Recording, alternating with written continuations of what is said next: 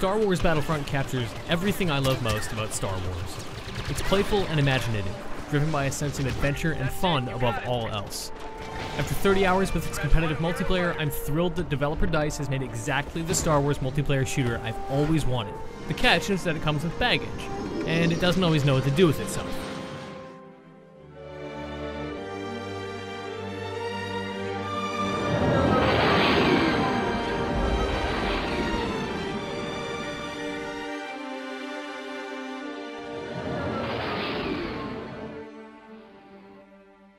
There's an immaculate attention to detail here.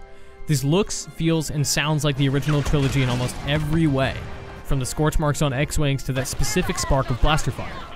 The aesthetic is so convincingly authentic that anything out of place stands out vividly. DICE's original score, for example, sounded so wrong that I had to turn off my music entirely. And at best, character performances and movie one-liners are weird and distracting. At worst, they're pandering and awful. The things I do for that princess. This great look and feel is put to use in a messy mountain of modes. Let's start with the highlights. Star Wars Battlefront is at peak quality with Supremacy, Walker Assault, and Drop Zone. These are focused, objective-oriented games that leverage a deep set of sandbox systems so that spectacular things never stop happening. Drop Zone is a fast and violent 8-on-8 race for map domination that rewards quick thinking. Seize control of crashed drop pods and you'll earn victory points, one-time consumable items like mines and sentry turrets, and trigger the next drop. All of the explosives, heavy weapons, and buffs you unlock over time add to your combat options too. Every player brings their own customized loadout to every battle, where they can adapt on the fly to new roles. Supremacy is the next logical step up from this. It encourages aggressive tactics as two teams of 20 wrestle for outpost control on a large map. The awesome vehicles play a huge role here, with AT-STs and X-Wings able to make or break it for a struggling team. The infantry combat dynamic shifts drastically when you're suddenly taking heavy fire from new angles. Smart rockets, orbital strikes, and other expendable power-ups appear randomly, and work as great countermeasures when you're lucky enough to find them. Plus, their explosions are the best.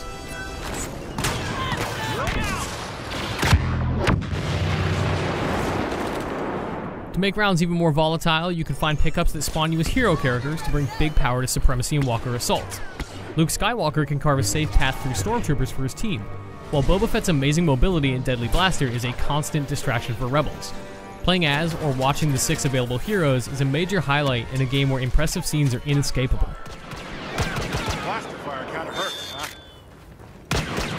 Is that the best you can do? Walker Assault mode mixes all of these elements and throws them off balance, giving the Imperials a thematically appropriate advantage as AT-ATs march toward victory. They're genuinely daunting vehicles, and bringing them down as the rebels feels like a huge accomplishment. It's satisfying in a different way than crushing the rebels with that overwhelming force, but both are really fun.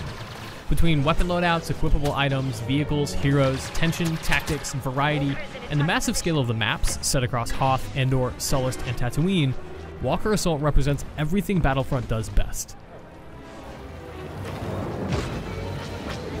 We've got them. We've got the plans. All right, let's get out of here.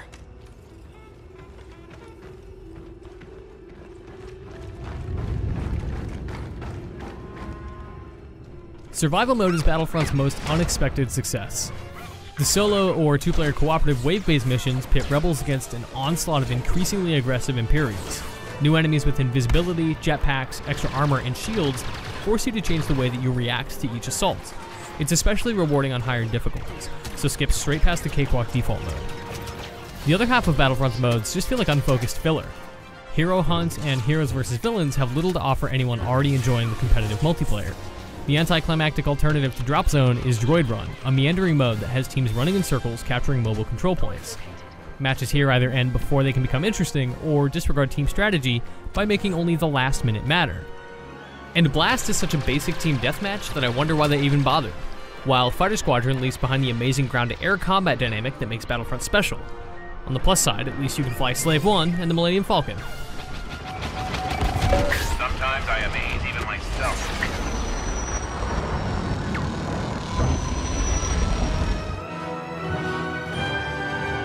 Battlefront's 13 maps are pretty much uniformly excellent. Each planet's gorgeous environments are built around distinct visual and structural themes that make sense for Star Wars. Endor is dense, full of places to hide, and rich with great sniper spots. while Tatooine's labyrinthian landscape is less predictable, allowing you to catch enemies off guard at any moment. Hoth has patches of extreme claustrophobia across its wide-open, trench-filled fields, which differs dramatically from Sullust's combination of molten, rocky plains and Imperial technology, which gives each valley, structure, and cave a unique and new sense of dangerous place. The downside to all this is that most maps suffer from too few assigned spawn points, leading to devious and infuriating spawn camping opportunities. This frustration is often made worse by the extremely generous auto-aim on consoles. Whether you're a filthy camper or somewhat less of a scoundrel, your success goes toward great stuff.